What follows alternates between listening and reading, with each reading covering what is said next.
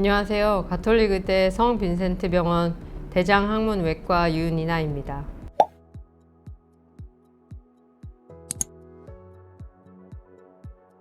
대장암은 대장 점막에서부터 발생하는 암이고요. 대장 점막에서 아주 조그만한 폴립, 우리가 흔히 얘기하는 용종, 시간이 지나면서 점점 그 점막들이 과증식을 하면서 형성이 되게 되고, 시간이 한 10년 정도 지나게 되면은 아주 커지면서 얘가 성질이 나빠지게 돼요. 그래서 주변 장벽을 이렇게 뚫고 나가고, 그다음에 주변에 림프절 옮겨가면서 병을 더 진행을 시키고, 혹은 혈액을 타고 간이나 폐나 그런 곳으로 옮겨가면서 이제 병을 키우게 됩니다. 그런 것을 전반적으로 대장암이라고 부르고 있습니다.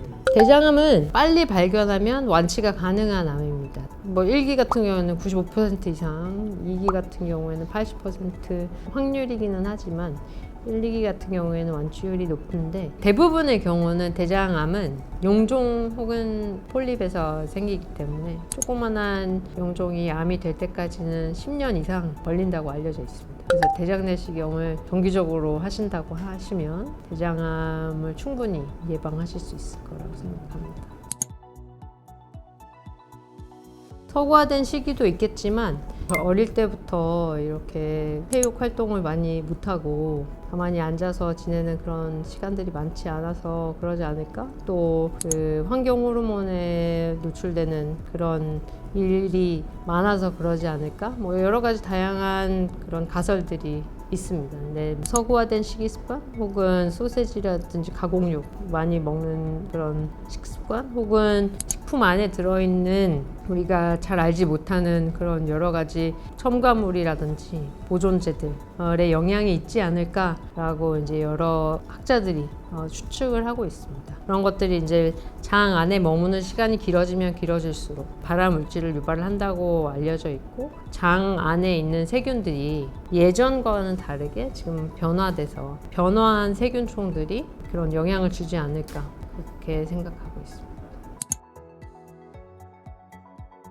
대장암이 생기면 이제 대장의 해부학적 구조와 굉장히 밀접한 관련이 있어서 그 증상들도 구조에 따라 조금 달라지게 되는데, 이 위치에 따라서 오른쪽 상행결장이 생긴다고 한다면 굉장히 구경이 크기 때문에 어느 정도 사이즈가 커지기 전까지는 잘 증상이 없는 경우가 많은데, 출혈을 유발을 해서 만성 빈혈이라든지 혹은 빈혈에 의한 피로감, 아주 사이즈가 커진다고 한다면은 배 안에 만져지는 덩어리까지도 이제 증상을 유발을 할 수가 있고, 소화불량 유발할 수 있습니다. 오른쪽보다는 왼쪽에 생기는 경우에는 이제 구경이 훨씬 오른쪽보다 작기 때문에 변비라든지, 또 항문에서 가깝기 때문에 혈변, 그런 걸 잘 유발을 할 수가 있고요. 직장암 같은 경우에는 점액변이라든지 아니면은 선홍색 혈변, 다량의 혈변, 그런 걸 유발할 수 있습니다.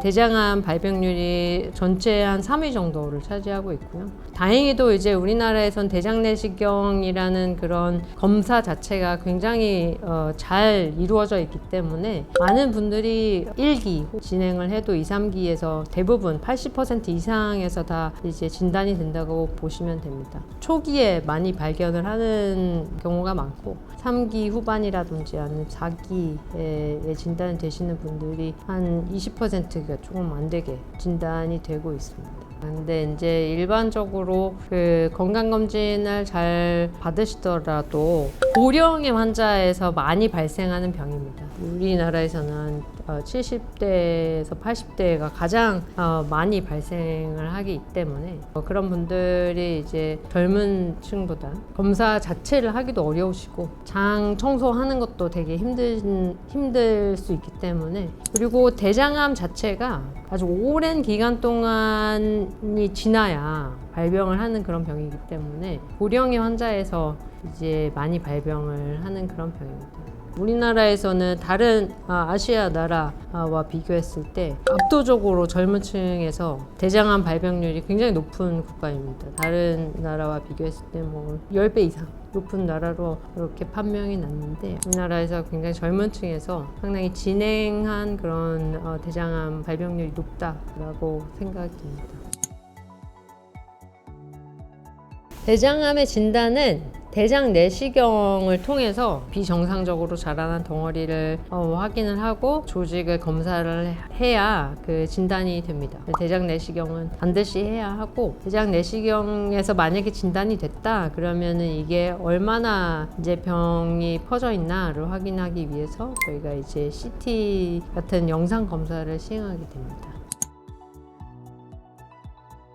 대장암의 위험 요인은 굉장히 잘 연구가 되어 있습니다. 조절이 가능한 위험 요인이 있고 조절이 불가능한 위험 요인이 있는데, 조절이 불가능한 위험 요인은 당연히 이제 나이죠. 나이. 연령이 높을수록 대장암의 위험도가 증가하는 거는 부인할 수 없기 때문에, 특히 이제 우리나라에서는 50세 이상에서는 반드시 5년에 한 번씩 증상이 없더라도 대장 내시경 검사를 해보는 걸 권유를 하고 있고요. 최근에는 이제 그 젊은 층에서 대장암 발병률이 좀 높아지고 있기 때문에 45세 이상에서 증상이 없더라도 해보는 것을 권유를 드리고 있습니다. 그 외에도 이제 가족분들 중에 그 대장암 가족력이 있거나 혹은 난소암이라든지 다른 기타 암들이 있다고 한다고 하시면 대장 내시경을 해보는 게 좋을 것 같고요. 그 외에도 뭐 염증성 장질환이라든지 유전성 증후군 가지고 있는 경우에는 이제 위험도가 높아지게 됩니다. 그 조절이 가능한 위험 요인은 아까도 말씀드렸다시피 그런 식습관, 인공육이라든지 붉은 고기, 운동 잘 안 하고 신체 활동이 부족한 경우, 우리가 흔히 일반적으로 알고 있는 음주, 흡연, 비만한 상태, 라이프 스타일이 영향을 주는 것 같습니다.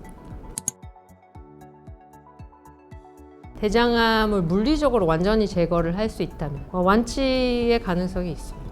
그렇기 때문에 대장암 같은 경우에는 적극적으로 수술을 해주는 그런 병이기도 합니다. 암의 위치에 따라서 약간 수술 방법이 달라질 뿐 원칙은 똑같습니다. 암을 포함해서 그 암을 먹여 살리는 혈관, 그리고 그 주변에 있는 림프절을 가능한 한 많이 절제를 해주는 걸 원칙으로 하고 있고요. 만약에 이제 덩어리가 대장 점막에만 국한되어져 있고 크지 않다 그러면은 내시경적 절제로도 충분히 완전 절제를 시킬 수 있습니다. 대장암 수술을 하고 난 다음에 우리가 이제 항암 치료를 하는 경우가 있는데, 이게 림프절 전이가 있거나 혹은 림프절 전이의 가능성이 높은 경우, 혹은 다른 장기 전이 가능성이 높은 경우에는 보조 항암 화학 치료라고 항암 치료를 해주게 됩니다. 보통 수술하고 나서 6개월 동안 진행이 되고, 잠재적으로 재발의 가능성을 줄이기 위해서 병기가 어느 정도 높은 경우, 2기에서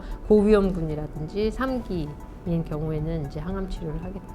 4기 같은 경우에는 이제 생존율이 치료를 안 한다고 하면 낮을 수 있는데, 최근에는 이제 약물 치료라든지 방사선 치료, 기존에 있었던 항암 화학요법 등을 복합적으로 여러 가지 방법을 사용을 해서 가능하면 이 암을 줄여서 다 완전 절제를 해줄 수 있는 방법을 모색을 하게 되고요. 특히 이제 저희 병원에서는 최근에 이제 고난이도 복잡암 수술 클리닉이라고 해서 아주 진행한 암이더라도 충분히 방사선 항암 치료나 표적 치료 혹은 면역 치료제를 사용을 해서 암을 어느 정도 좀 조절을 해놓고 광범위한 절제, 예를 들면 대장만 자르는 것이 아니라 필요하다고 하면은 여러 개의 장기를 한꺼번에 완전히 다 절제를 해서 이 환자분이 몸 안에 남아있는 암 세포가 없을 수 있게 만들어주는 그런 클리닉을 개소를 해서 진료를 하고 있습니다. 일단 대장암 수술을 하게 되면은 배변 습관의 변화가 대부분 다 생깁니다. 설사를 한다든지 아니면 변비가 생긴다든지 화장실 정말 너무너무 자주 간다든지 여러 가지 그런 변화가 생기고, 우리가 골반 내 장기랑 밀접하게 연관되어져 있기 때문에 여성 생식기 혹은 남성 생식기 그런 장기들의 영향을 받아서 대소변 혹은 성기능 그런 거에 다 관련이 있습니다. 그렇기 때문에 그분들의 일상생활이 병은 완치가 됐는데 그런 삶의 질이 굉장히 떨어질 수 있거든요. 그런 거를 이제 어떻게 하면 좀 더 편안하게 살아가실 수 있을까? 라는 걸 고민하다 보니 골반 건강 재활센터라는 거를 개설을 해서 뭐 약물 치료라든지 뭐 식이요법이라든지 그 운동 치료라든지 그런 거를 이제 환자분들께 조금이라도 도와드릴 수 있게 노력을 하고 있습니다.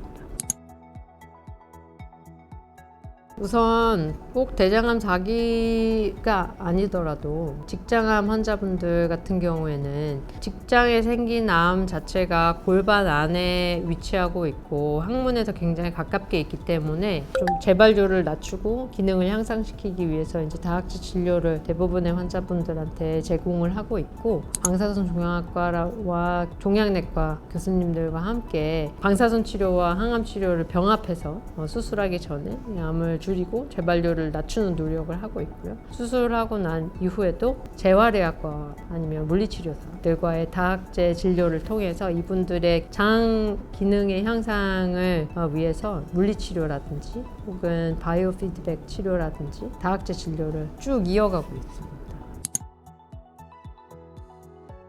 치료를 잘 받으시는 게 굉장히 중요하고요. 대장암 4기라도 그 약물의 반응이 좋고 수술적인 치료가 가능한 경우에는 완치를 할 수 있습니다. 그렇기 때문에 적극적으로 치료를 받으시는 게 굉장히 중요하고, 치료가 다 끝났다 그렇다고 하신다면 자기 일상생활로 좀 돌아가셔서 일상생활을 다시 하려고 노력하시는 게 굉장히 중요할 것 같아요. 정기적인 대장 내시경 검사, 그리고 환자분의 상태를 확인하기 위한 추적 관찰에 잘 임하시는 게 중요할 것 같습니다.